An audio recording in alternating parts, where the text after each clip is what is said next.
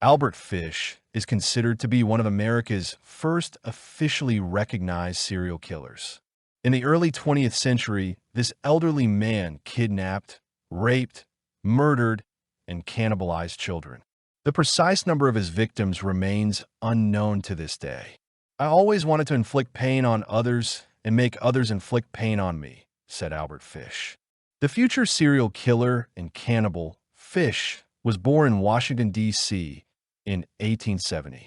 His father, Rendell Fish, a fertilizer merchant, was 75 years old that year. He was 43 years older than Albert's mother. The serial killer had 2 brothers and a sister, but he was the youngest. Much later, psychiatrists and researchers would assert that all members of the Fish family suffered from various mental disorders. Most likely, by making these theoretical diagnoses, scientists were attempting to find, from their point of view, the most realistic explanation for what turns an ordinary person into a bloodthirsty monster. In any case, no reliable evidence of mental abnormalities in the Fish family has ever been presented. At birth, the future serial killer was named Hamilton.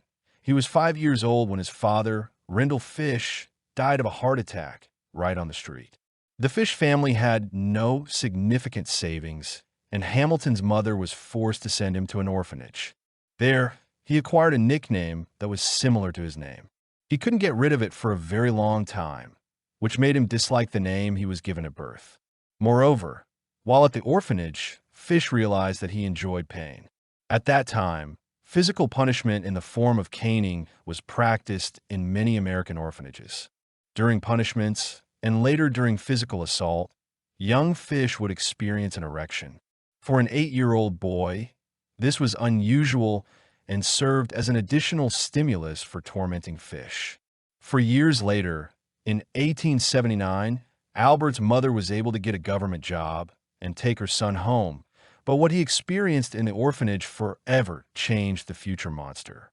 He was only 12 when he entered into a same-sex relationship with a mail carrier who delivered telegrams.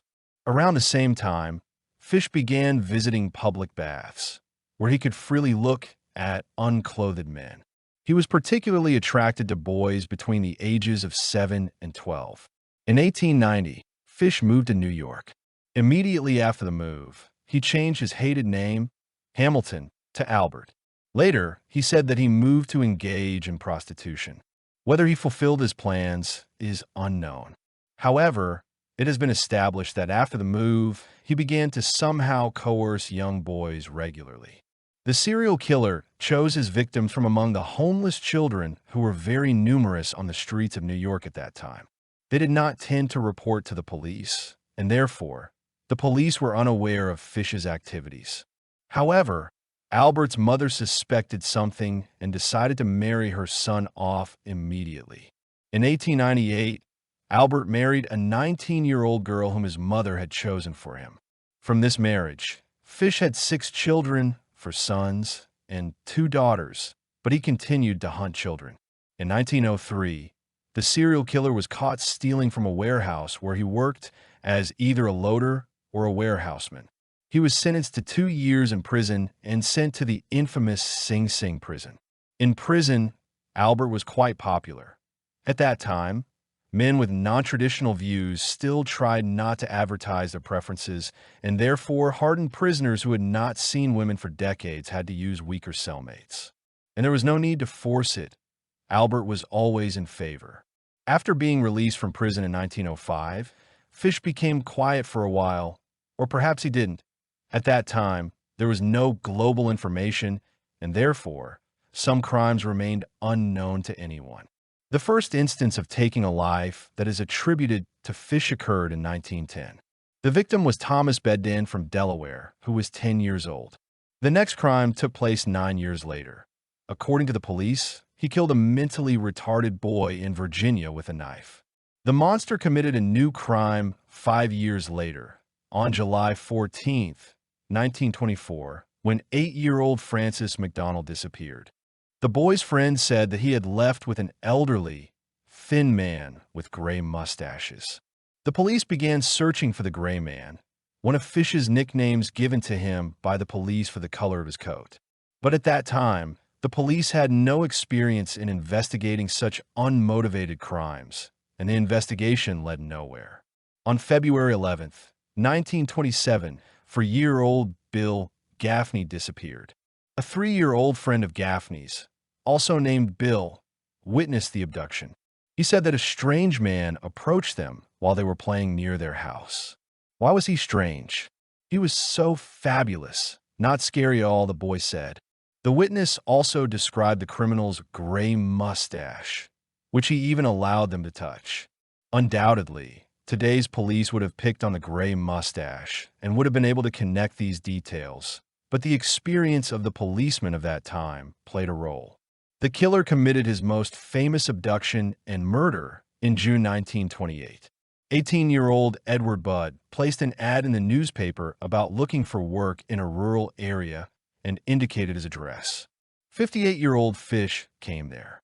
It is quite possible that he wanted to kidnap the young man, but when he arrived, he saw Edward's 10-year-old sister, Grace, and his plans changed. He spent a few hours at the Budds, promised to hire Edward, and left.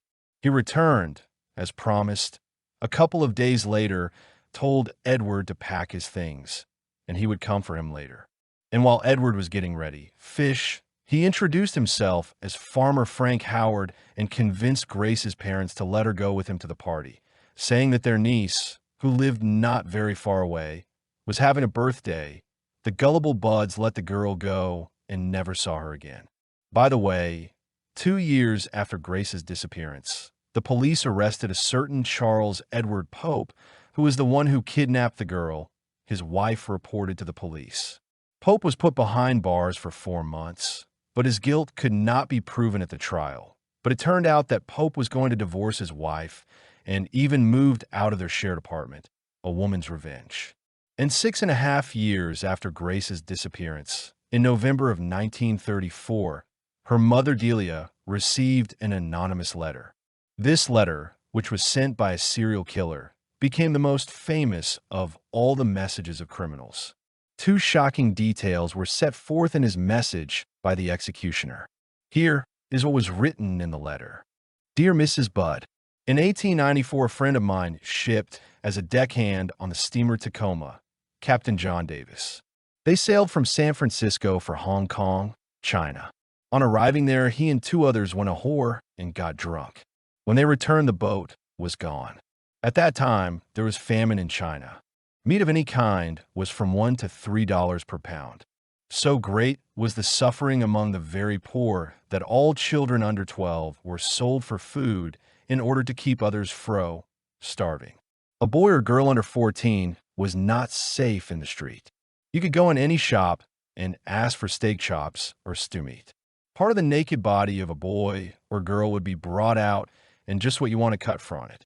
A boy or girl's behind, which is the sweetest part of the body and sold as veal cutlet, brought the highest price. John stayed there so long he acquired a taste for human flesh. On his return to New York, he stole 2 boys, one 7 and one 11, took them to his home, stripped them naked, tied them in a closet, then burned everything they had on. Several times every day and night, he spanked them, tortured them to make their meat good and tender. First, he killed the 11-year-old boy because he had the fattest ass, of course, the most meat on it. Every part of his body was cooked and eaten except the head bones and guts. He was roasted in the oven, boiled, broiled, fried, and stewed. The little boy was next, went the same way. At that time, I was living at 409 E100 ST near right side. He told so often how good human flesh was, I made up my mind I taste it. On Sunday, June the 3, 1928, I called on you. Brought you pot cheese strawberries. We had lunch. Grace sat in my lap and kissed me. I made up my mind to eat her, on the pretense of taking her to a party. You said yes, she could go. I took her to an empty house in Westchester I had already picked out. When we got there, I told her to remain outside. She picked wildflowers. I went upstairs and stripped all my clothes off. I knew if I did not, I would get her blood on them. When all was ready, I went to the window and called her. Then I hid in a closet until she was in the room. When she saw me all naked, she began to cry and tired to run down the stairs. I grabbed her, and she said she would tell her mama. First, I stripped her naked. How she did cock, bite, and scratch. I choked her to death, then cut her in small pieces so I could take my meat to my rooms. Cook and eat it. How sweet and tender her little ass was roasted in the oven. It took me 9 days to eat her entire body. I did not rape her, though I could have had I wished. She died a virgin. The killer later told his lawyer that he had used Grace, but the police did not confirm this statement. In general, as psychiatrists noted, Fish was simply a pathological liar. Grace's parents did not believe in the reality of what the serial killer described. They thought that someone had played a stupid and terrible joke on them. But the letter was still delivered to the police and fell into the hands of the chief investigator, William King. And the policeman did not think that it was a prank. And he also immediately noticed that the letter was sealed in a branded envelope. The hexagonal emblem of the New York Private Charitable Association of Drivers was clearly recognizable on the envelope.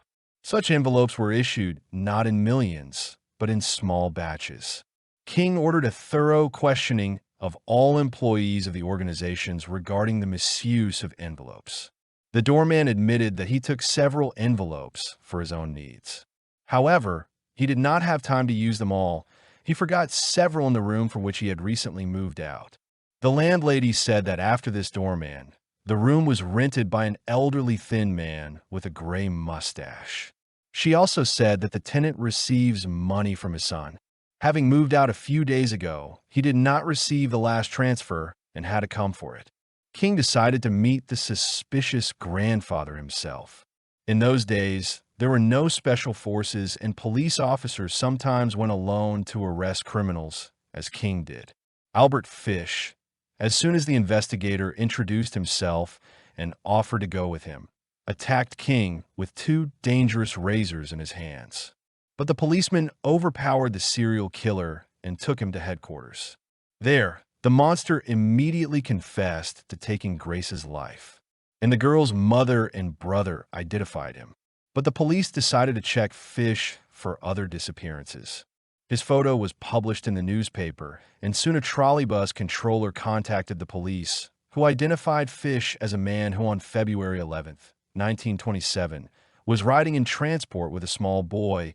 The witness said that he remembered the strange couple because the boy was without a jacket, cried, and constantly called for his mother. It was the day of the disappearance of Bill Gaffney, whose body was never found.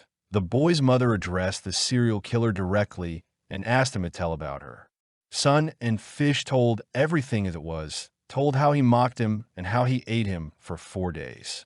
Already after the letter from Grace's mother, most psychiatrists began to say that Albert Fish was insane and could not be tried. Apparently, this was the verdict that the serial killer was trying to achieve, describing his exploits. And the criminal also claimed that he deeply believed in God, and even when he ate his victims and drank their blood, he was simply performing a ritual. But although psychiatrists were inclined to think that he was insane, Fish was still brought before a jury. It may well have been a political decision, but on March 11th, 1935, the trial began, which found Fish involved in 3 lives. The police accused him of 15, and the criminal himself confessed to 498. The trial ended 10 days later with a death sentence. After listening to it, the serial killer exclaimed, "What a delight to die in an electric chair. It would be the highest pleasure, the only one I have never experienced." He really was a masochist and did not exaggerate at all that he enjoyed pain. When Albert Fish was chained to an electric chair in the already familiar Sing Sing prison on January 16, 1936, they were unable to immediately pass the current through his body. The switch had to be turned on twice before the doctor declared death. The cause was revealed during the autopsy. It turned out that Fish had driven several dozen needles into his own body. In the groin area alone, 27 of them were found. This metal prevented the normal flow of electric current. But this same metal brought unbearable suffering to Fish. It seems that the serial killer got plenty of pleasure from the double execution.